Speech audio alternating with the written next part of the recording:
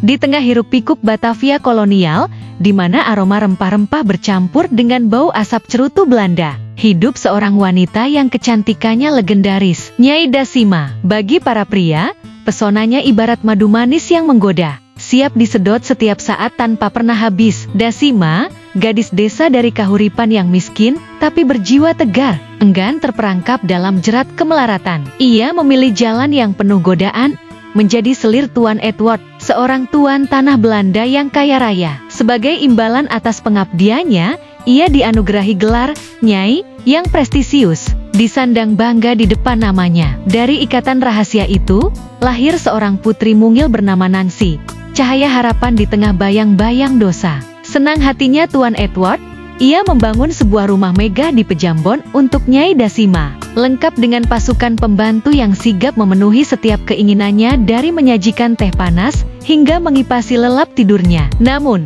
Tuan Edward tak ikut pindah, ia tetap di istananya sendiri, meninggalkan Nyai sendirian di sarang kemewahannya. Rumah itu menjadi magnet bagi para lelaki Batavia. Setiap pejalan kaki yang lewat tak henti-hentinya berdecak kagum.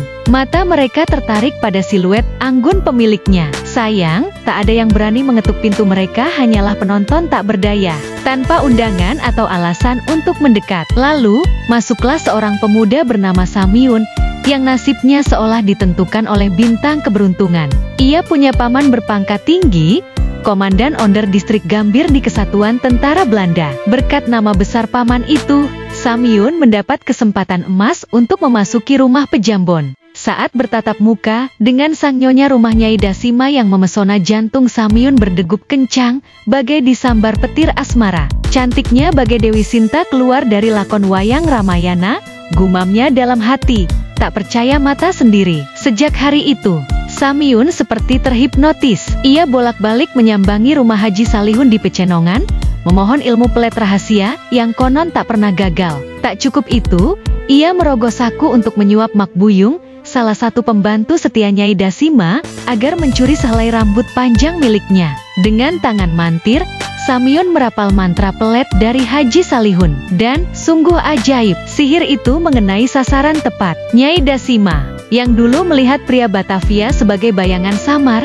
kini memuja Samyun sebagai lelaki tergagah di negeri ini, pangeran desa yang gagah berani. Tak buang waktu, Samyun mengajak Nyai Dasima ke rumah ibunya. Di sana, ia sudah bersekongkol dengan Hayati, istrinya yang licik, dan Mak Soleha, ibu mertuanya yang ambisius, untuk menjerat harta Nyai lewat ikatan pernikahan, bagaikan kerbau yang dicucuk hidungnya oleh petani. Nyai Dasima mengikuti arus asmara buta itu. Mereka kawin, dan harta mulai mengalir ke tangan Samyun, rumah, perhiasan, segala kemewahan yang dulu milik Tuan Edward. Tapi, kebahagiaan itu retak seketika melihat Hayati, Mak Soleha, dan Samyun berubah wajah dari penuh kasih menjadi rakus seperti serigala kelaparan. Nyai Dasima tersadar, ia bukan lagi ratu, melainkan mangsa yang dieksploitasi. Hatinya remuk, ia tak tahan lagi dengan pengkhianatan itu. "Aku minta cerai," serunya. Suaranya gemetar, tapi tegas. Samyun, dengan senyum licik, menyetujui, tapi dengan syarat kejam. Semua harta di Pejambon, warisan dari Tuan Edward, harus diserahkan padanya. Tak ada negosiasi. Hayati, si dalang bayang-bayang, memainkan peran kunci. Ia terus mendesak suaminya, "Ambil hartanya. Samyun, jangan biarkan burung gagak itu terbang bebas." Samyun mencoba segala cara rayuan manis, ancaman halus untuk melunakkan hati Nyai. Tapi, wanita itu tegar. Bagaimana mungkin ia kembali ke Pejambon, merendah di hadapan Tuan Edward? Jangan-jangan amarah tuannya meledak, membawanya ke penjara kolonial, malu di mata seluruh komunitas Eropa yang angkuh itu. "Tidak, aku tak akan menjual harga diriku lagi," tekadnya dalam hati. Akhirnya, Samyun menceraikan Nyai Dasima, tapi tanpa rampasan harta yang diincar. Nyai terjebak, tak ada saudara di Batavia yang bisa melindungi, tak ada sepeser pun untuk pulang ke kahuripan. Dan keberaniannya terkubur dalam ketakutan menghadapi Tuan Edward. Ia tetap tinggal di rumah itu, seperti burung dalam sangkar emas yang mulai berkarat. Hayati semakin geram. Nyai Dasima kini bukan lagi sumber kekayaan, tapi beban yang menggerogoti. "Singkirkan dia, Samyun. Dia tak berguna lagi, dan janjimu bohong semata," bentaknya, mata penuh dendam. "Samyun, Yang linglung oleh tekanan, akhirnya setuju. Tapi ia tak mau tangan sendiri ternoda darah, ia butuh algojo. Maka, ia menyewa Bang Puasa, jagoan legendaris Kuitang yang terkenal kejam, dengan upah menggiurkan 100 patas. Mereka berunding rahasia, rencana pembunuhan harus sempurna. Samyun menyerahkan panjar 5 patah sebagai tanda jadi, dan Bang Puasa mengangguk puas. Tiba-tiba, sikap Samyun berubah 180 derajat. Ia tersenyum manis pada Nyai Dasima, penuh kelembutan palsu. Mak Soleha terkejut, "Kenapa kau baikan lagi? Bukannya usir dia?" Hayati, yang mendengar laporan itu, mendidih amarahnya. "Aku sendiri yang akan habisi dia," geramnya, tapi menahan diri.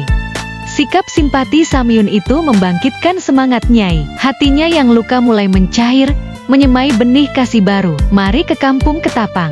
Dengar pertunjukan seni tutur tentang Amir Hamzah," ajak Samyun lembut. Nyai, yang kini bergantung penuh padanya, langsung setuju. "Mungkin malam ini adalah puncak kebahagiaan kita," harapnya. Ia membayangkan berjalan bergandengan di bawah sinar rembulan perak, menumpahkan isi hati yang selama ini terpenjara dalam lautan kebencian Hayati dan Mak Soleha. Nyai Dasima pun bersolek habis-habisan, memoles sisa kecantikan yang masih memukau. Mak Soleha jijik setengah mati, hampir meludahi wajahnya, tapi dihadang Samyun, anak kesayangannya. "Jangan-jangan pelet itu balik menggigitmu sendiri?" gumam Mak Soleha curiga. Hayati, mendengar laporan itu, tampak acuh, tapi sebenarnya sudah putus asa. "Sudahlah, janji Samyun hanyalah angin lalu. Aku bisa cari pria lain yang lebih menguntungkan." "Ah, lu kok masa bodoh gitu?" tanya Mak Soleha, heran. "Abis, mau diapain lagi? Gue nggak percaya lagi sama si Bang Myun. Kalau dia kabur bareng Nyai dan nggak balik gimana? Biarin aja, gue juga bisa cari cowok baru." "Astagfirullah," seru Mak Soleha, tersinggung. "Percuma ngucap doa kalau hati busuk," balas Hayati sinis. Ucapan itu seperti pisau tajam, menusuk Mak Soleha. Ia merasa dituduh ikut serta dalam rencana kotor merampok harta Nyai. Tiba-tiba, ia membenci Hayati dan bertekad mendorong Samyun menceraikannya. Biar dengan Nyai saja, setidaknya dia tulus, pikirnya, menyesali kebencian lamanya pada Nyai. Ia buru-buru pulang, tapi terlambat. Samyun dan Nyai sudah berangkat. Di jalan menuju Ketapang, mereka bergandengan seperti sepasang kekasih remaja yang baru jatuh cinta. Samyun tampak gugup, keringat dingin mengucur, ia hampir mengurungkan niat jahatnya. Tapi bayang Hayati yang mendesak dan tatapan Mak Soleha yang haus harta membuatnya maju terus. "Rangkulin pinggang saya, Bang Myun," pinta Nyai genit. "Kayak orang baru jatuh cinta aja," jawab Samyun. Tangannya melingkar lembut, tapi tiba-tiba ia berhenti. "Ata apa?" tanya Nyai. "Kita lewat sana aja. Jalan ini rawan opas Belanda. Nanti kita ditangkap. Apalagi Tuan Edward pasti masih memburumu." Mereka belok ke jalan setapak sepi, menuju kali dengan jembatan bambu riot. Di tepi sungai, Samyun melepaskan tangan Nyai, membiarkannya menyeberang sendirian. "Tunggu saya," seru Nyai, tapi Samyun sudah melesat ke seberang, meninggalkannya rentan. Saat itulah, bayangan gelap muncul.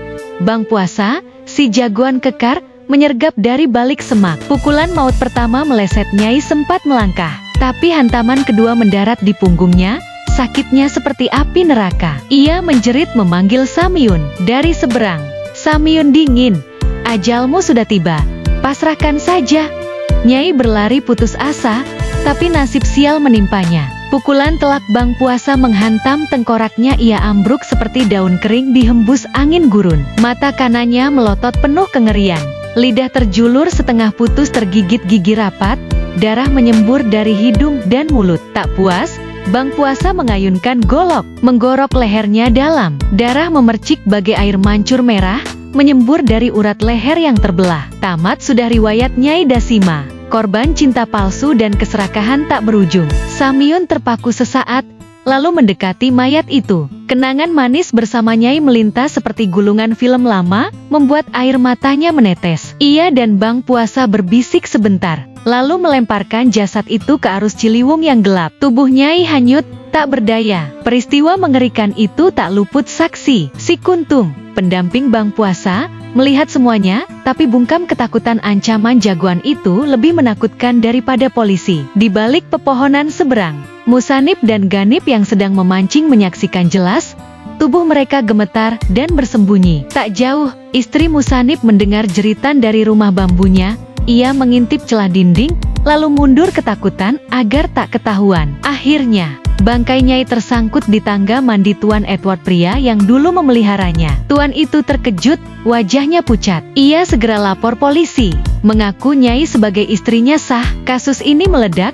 Polisi distrik Weltevreden anggap ancaman bagi seluruh warga Eropa, khususnya Belanda. Mereka umumkan sayembara 200 patas bagi siapapun yang beri keterangan akurat tentang pembunuhnya. Uang itu menggoda Kuntum, Musanib, dan Ganip. Meski takut Bang Puasa, maju ke polisi. Jadi Puasa yang bunuh Madam Edward? Tanya petugas. Betul, Tuan, jawab mereka serempak. Bagus, kalian pantas dapat hadiah. Tapi kami takut, Tuan. Takut apa? Takut Bang Puasa balas dendam. Jangan takut, orang-orang. Hukum akan lindungi kalian. Bukti kuat, golok Bang Puasa masih berlumur darah Nyai. Ia ditangkap seketika. Sementara Samyun, dalang sejati yang menyewa jagoan itu, kabur dari Kuitang. Selamanya ketakutan bayang-bayang polisi menghantuinya hingga ujung waktu. Kisah Nyai Dasima berakhir tragis, pelajaran abadi tentang cinta yang buta, keserakahan yang mematikan, dan Batavia yang penuh intrik di balik gemerlap kolonial.